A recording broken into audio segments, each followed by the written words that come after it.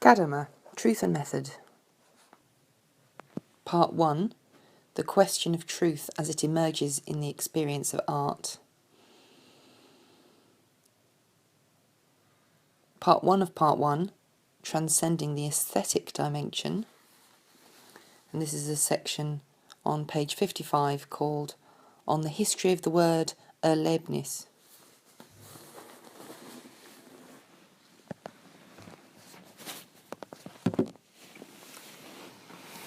It's surprising to find that, unlike the verb erleben, the noun Erlebnis became common only in the 1870s.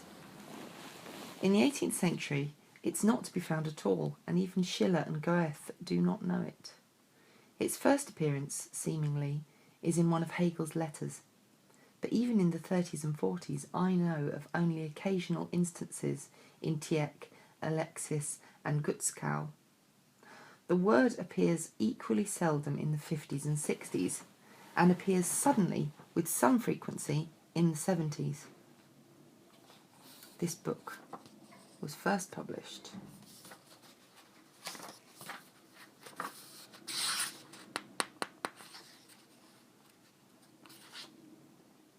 in 1975.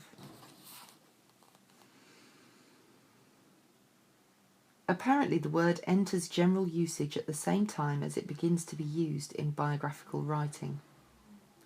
Since Erlebnis is a secondary formation from the verb erleben, which is older and appears often in the age of Goethe, we must analyse the meaning of erleben in order to determine why the new word was coined.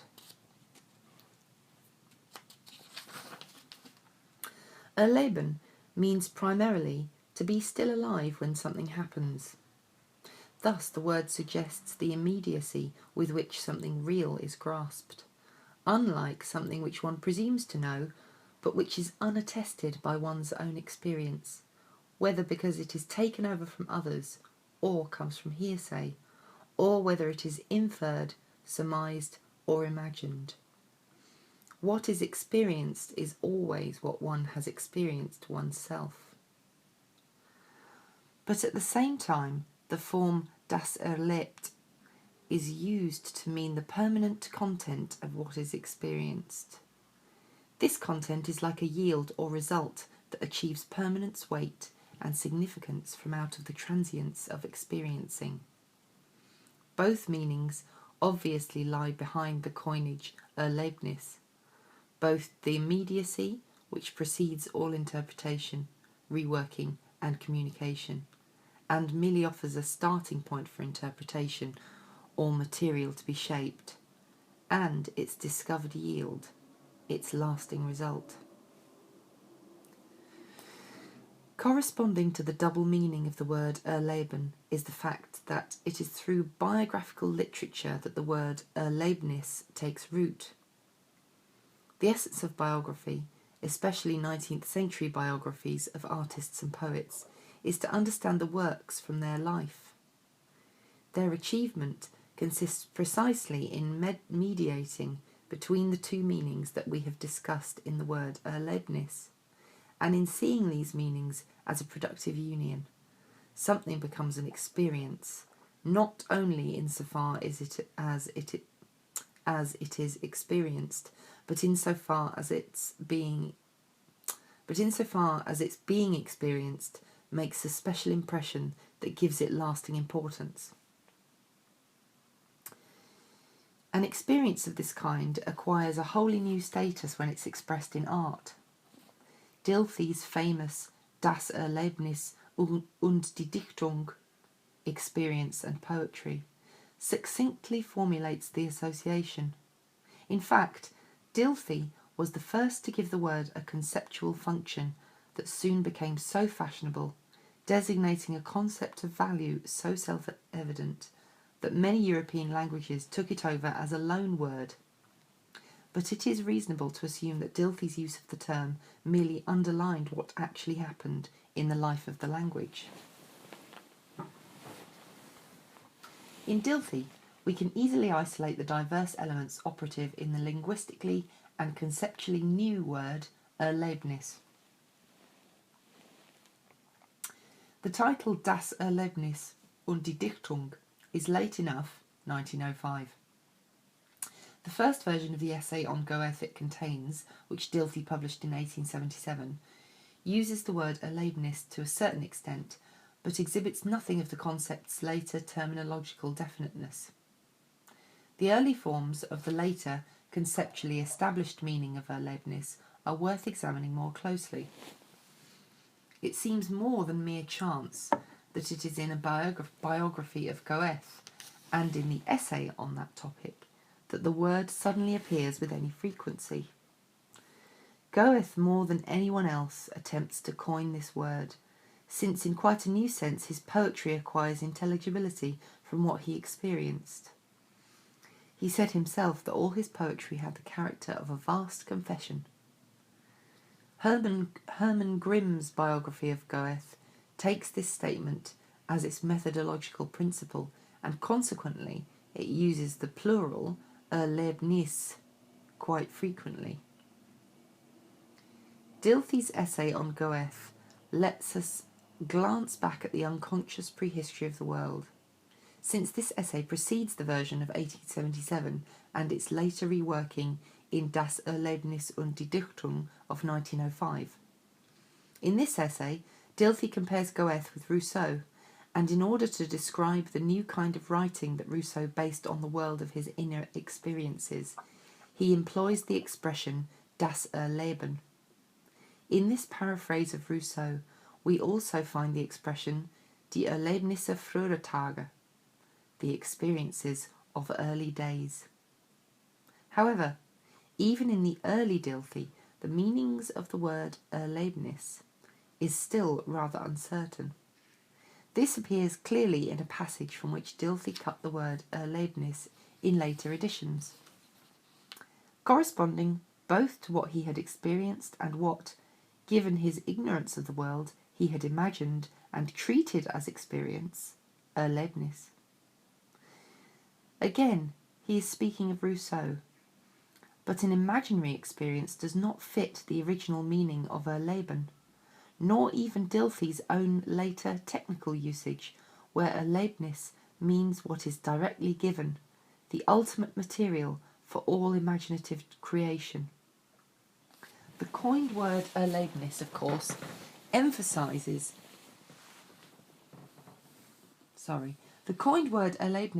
expresses the criticism of Enlightenment rationalism, which, following Rousseau, emphasised the concept of life, Leben. It was probably Rousseau's influence on German classicism that introduced the criterion of Erlebsein, being experienced, and hence made possible the formation of the word Erlebnis. But the concept of life also forms the metaphysical background for German speculative idealism, and plays a fundamental role in Fichte, Hegel, and even Schleiermacher. In contrast to the abstractness of understanding and the particularity of perception or representation, this concept implies a connection with totality, with infinity. This is clearly audible in the tone of the word Erlebnis, even today. Schleiermacher's appeal to living feeling against the cold rationalism of the Enlightenment. Schiller's call for aesthetic freedom against mechanistic society. Hegel's contrast between life and later spirit and positivity were the forerunners of the protest against modern industrial society, which, at the beginning of our century, caused the word Erlebnis and Erleben to become almost sacred clarion calls. The rebellion of the Jugendbewegung, the youth movement, against bourgeois culture and its institutions was inspired by these ideas.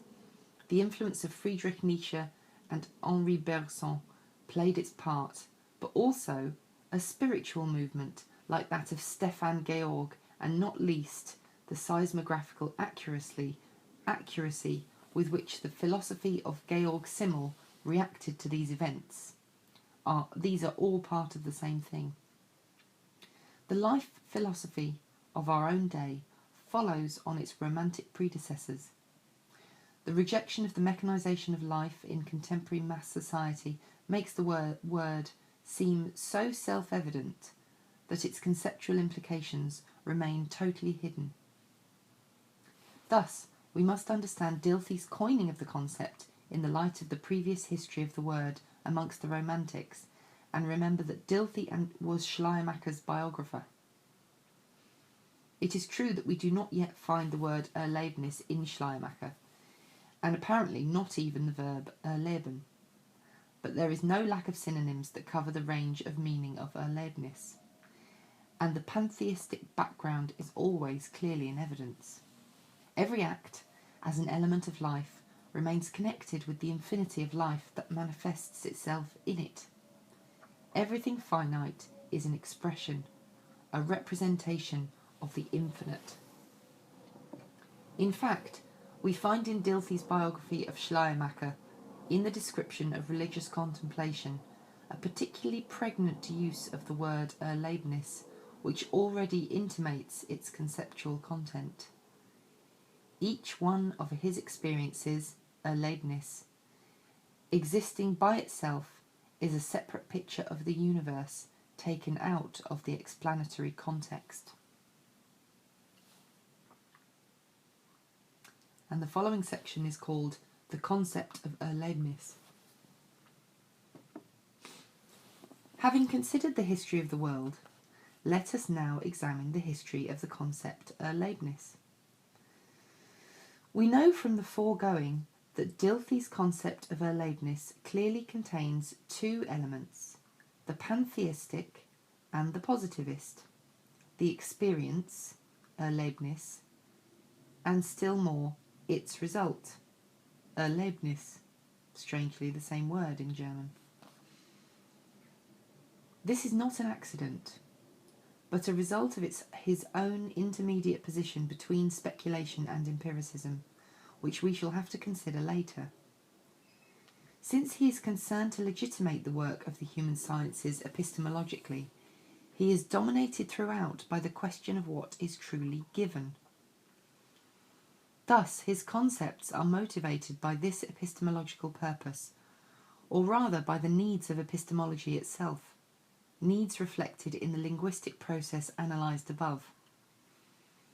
Just as the remoteness from and hunger for experience caused by distress over the complicated workings of civilization transformed by the Industrial Revolution brought the word Erlebnis into general usage, so also the new distanced attitude that historical consciousness takes to tradition gives the concept of Erlebnis its epistemological function. Characteristic of the development of the human sciences in the 19th century is that they not only acknowledge the natural sciences as an extrinsic model, but that, coming from the same background as modern science, they develop the same feeling for experiment and research. Just as the age of mechanics felt alienated from nature, conceived as the natural world, and expressed this feeling epistemologically in the concept of self-consciousness, and in the rule, developed into a method, that only clear and distinct perceptions are the certain ones, so also the human sciences of the 19th century felt a similar alienation from the world of history. The spiritual creations of the past, art and history, no longer belong self-evidently to the present. Rather, they are given up to research. They are data or givens, Gegebenheiten, from which a past can be made present. Thus, the concept of the given is also important in Dilthey's formation of the concept Erlebnis.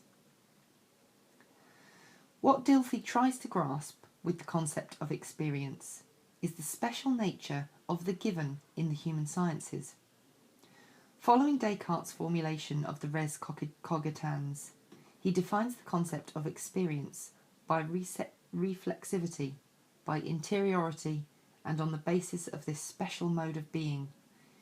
Given, he tries to construct an epistemological justification for knowledge of the historical world. The primary data, to which the interpretation of historical objects goes back, are not data of experiment and measurement, but unities of meaning. This is what the concept of experience states. The structures of meaning we meet in the human sciences, however strange and incomprehensible they may seem to us, can be traced back to ultimate units of what is given in consciousness, unities which themselves no longer contain anything alien, objective, or in need of interpretation. These units of experience are themselves units of meaning. We shall see how crucial it is for Dilthey's thought that the ultimate unit of consciousness is named Erlebnis and not sensation, as was automatic in Kantianism and in the positivist epistemology of the 19th century up to Ernst Mach. Thus, Dilthey circumscribes the ideal of constructing knowledge from atoms of sensation and offers instead a more sharply defined version of the concept of the given. The unity of experience, and not the psychic elements into which it can be analysed, represents the true unit of what is given. Thus, in the epistemology of the human sciences, we find a concept of life that restricts the mechanistic model. This concept of life is conceived teleologically. Life, for Dilthey, is productivity. Since life objectifies itself in structures of meaning, all understanding of meaning consists in translating the objectifications of life back into the spiritual life from which they emerged. Thus, the concept of experience is the epistemological basis for all knowledge of the objective. The epistemological function of the concept of experience in Husserl's phenomenology is equally universal. In the fifth of the Logical Investigations, Chapter 2, the phenomenological concept of experience is expressly distinguished from the popular one. The unit of experience is not understood as a piece of the actual flow of experience of an I, but as an intentional relation. Here too, Erlebnis, as a unit of meaning, is teleological. Experiences exist only insofar as something is experienced and intended in them. It is true that Husserl also recognises non-intentional experiences, but these are merely material for units of meaning, intentional experiences. Thus, for Husserl, experience becomes the comprehensive name for all acts of consciousness whose essence is intentionality. Thus, both in Dilthey and in Husserl, both in life philosophy and in phenomenology, the concept of Erlebnis is primarily purely epistemological. Its teleological meaning is taken into account, but it is not conceptually determined. That life, Leben, manifests itself in experience, Erlebnis, means simply that life is the ultimate foundation. The history of the world provided a certain justification for conceiving it as an achievement, Leistung. For we have seen that the coinage Erlebnis has a condensing, intensifying meaning. If something is called or considered an Erlebnis, that means it is rounded into the unity of a significant whole. An experience is as much distinguished from other experiences, in which other things are experienced, as it is from the rest of life, in which nothing is experienced. An experience is no longer just something that flows past quickly in the stream of consciousness. It is meant as a unity, and thus attains a new mode of being one. Thus it is quite understandable that the word emerges in biographical literature and ultimately stems from its use in autobiography. What can be called an experience constitutes itself in memory. By calling it such, we are referring to the lasting meaning that an experience has for the person who has it. This is the reason for talking about an intentional experience and the teleological structure of consciousness. On the other hand, however, the notion of experience also implies a contrast between life and mere concept. Experience has a definite immediacy which eludes every opinion about its meaning. Everything that is experienced by oneself, and part of its meaning is that it belongs to the unity of this self and thus contains an unmistakable and irreplaceable relation to the whole of this one life. Thus, essential to an experience is that it cannot be exhausted in what can be said of it, or grasped as its meaning. As determined through autobiographical or biographical reflection, its meaning remains fused with the whole movement of life and constantly accompanies it. The mode of being of experience is precisely to be so determinative that one is never finished with it. Nietzsche says, "All experiences last a long time in profound people." He means that they are not soon forgotten. It takes a long time to assimilate them, and this, rather than their original content as such, constitutes their specific being and significance. What we call an Erlebnis in this empathic sense thus means something unforgettable and irreplaceable, something whose meaning cannot be exhausted by conceptual determination. This reminds me of parenting.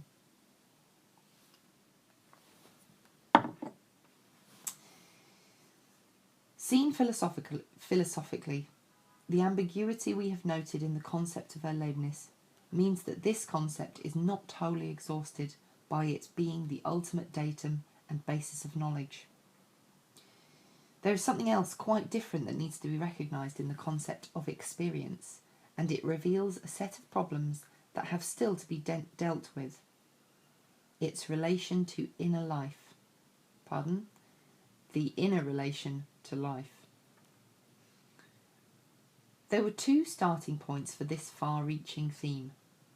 The relationship between life and experience, and we will see below how Dilthey, and more especially Husserl, became caught up in this set of problems. Here we see the crucial importance of Kant's critique of any substantialist doctrine of the soul, and, different from it, the importance of the transcendental unity of self-consciousness, the synthetic unity of a-perception, or apperception, perhaps. I don't know how to pronounce that. This critique of rationalist psychology gave rise to the idea of a psychology based on Kant's critical method, such as Paul Natorp, which he undertook in 1888, and on which Richard Hoenigsveld later based the concept of Denkpsychology. Natorp designated Bewusstheit, which expresses the immediacy of experience, as the object of critical psychology, and he developed universal subjectivization as the research method of reconstructive psychology. Natorp later supported and further elaborated his basic idea by a thorough criticism of the concepts of contemporary psychological research. But as early as 1888, the basic idea was already there. The concreteness of primal experience, i.e., the totality of consciousness, represents an undifferentiated unity, which is differentiated and determined by the objectivizing method of knowledge. But consciousness means life, i.e., an indecomposable interrelationship. That was a quote. This is seen particularly in the relationship between consciousness and time. Quote, "Consciousness is not given as an event in time, but as a form, but time as a form of consciousness." In the same year, 1888, in which Natorp thus opposed the dominant psychology, Henri Bergson's book first appeared, Les données immédiates de la conscience, a critical attack on contemporary psychophysics, which used the idea of life just as firmly as Natorp did against the objectivizing and spatializing tendency of psychological concepts. Here, we find statements about consciousness and its undivided concretion, just like those in Natorp. Bergson coined for it the now famous name Durée, which expresses the absolute continuity of the psychic. Bergson understands this as organisation, i.e., he defines it by appeal to the mode of being of living things, être vivant, a mode in which every element is representative of the whole, représentatif du tout. He compares the inner interpenetration of all elements in consciousness to the way all the notes intermingle when we listen to a melody. Bergson too, then, defends the anti-Cartesian element of the concept of life against objectivizing science. If we look more closely at what here is called life, and which of its aspects affect the concept of experience, we see that the relationship of life to experience is not that of a universal to a particular. Rather, the unity of experience as determined by its intentional content stands in an immediate relationship to the whole, to the totality of life. Bergson speaks of the representation of the whole, and similarly, Natorp's concept of interrelationship is an expression of the organic relationship of part and whole that takes place there. It was primarily Georg Simmel who analysed the concept of life in this respect as, quote, life's reaching out beyond itself. The representation of the whole in the momentary Erlebnis obviously goes far beyond the fact of its being determined by its object. Every experience is, in Schleiermacher's words, an element of infinite life. Simmel, who was largely responsible for the word Erlebnis becoming so fashionable, considers the important thing about the concept of experience as this. The objective not only becomes an image and idea, as in knowing, but an element in the life process itself. He even says that every experience has something of an adventure about it. But what is an adventure? An adventure is by no means just an episode. Episodes are a succession of details which have no inner coherence, and for that very reason have no permanent significance. An adventure, however, interrupts the customary course of events, but is positively and significantly related to the context which it interrupts. Thus, an adventure lets life be felt as a whole, in its breadth and in its strength. Here lies the fascination of an adventure. It removes the conditions and obligations of everyday life. It ventures out into the uncertain, which is exactly what I've always thought about music festivals as an adventure in life. They're meaningless without the broader context of normality. But at the same time, it knows that as an adventure, it is exceptional and thus remains related to the return of the everyday, into which the adventure cannot be taken. Thus, the adventure is undergone like a test or trial from which one emerges enriched and more mature. There is an element of this, in fact, in every Erlebnis. Every experience is taken out of the continuity of life, and at the same time related to the whole of one's life. It is not simply that an experience remains vital only as long as it has not been fully integrated into the context of one's life consciousness, but the very way it is preserved and dissolved, aufgehoben, by being worked into the whole life consciousness, goes far beyond any significance it might be thought to have. Because it is itself within the whole of life, the whole of life is present in it too. Thus, at the end of our conceptual analysis of experience, we can see the affinity between the structure of our Erlebnis as such and the mode of being of the aesthetic. Aesthetic experience is not just one kind of experience among others, but represents the essence of experience per se. As the work of art as such is a world for itself, so also what is experienced aesthetically is, as an Erlebnis, removed from all connections with actuality. The work of art would seem almost by definition to be an aesthetic experience. This means, however, that the power of the work of art suddenly tears the person experiencing it out of the context of his life, and yet relates him back to the whole of his existence. In the experience of art is present a fullness of meaning that belongs not only to this particular content or object, but rather stands for the meaningful whole of life. An aesthetic Erlebnis always contains the experience of an infinite whole, precisely because it does not combine with other experiences to make one open experiential flow, but immediately represents the whole. Its significance is infinite. Since aesthetic experience, as was said above, is an exemplary instance of the meaning of the concept Erlebnis, it is clear that the concept of Erlebnis is a determining feature of the foundation of art. The work of art is understood as the consummation of the symbolic representation of life, and towards this consummation every experience already tends. Hence, it is itself marked out as the object of aesthetic experience.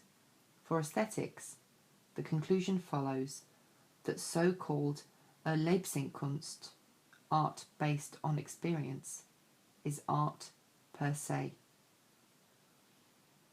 And that is the end of the section on the history of Erlebnis.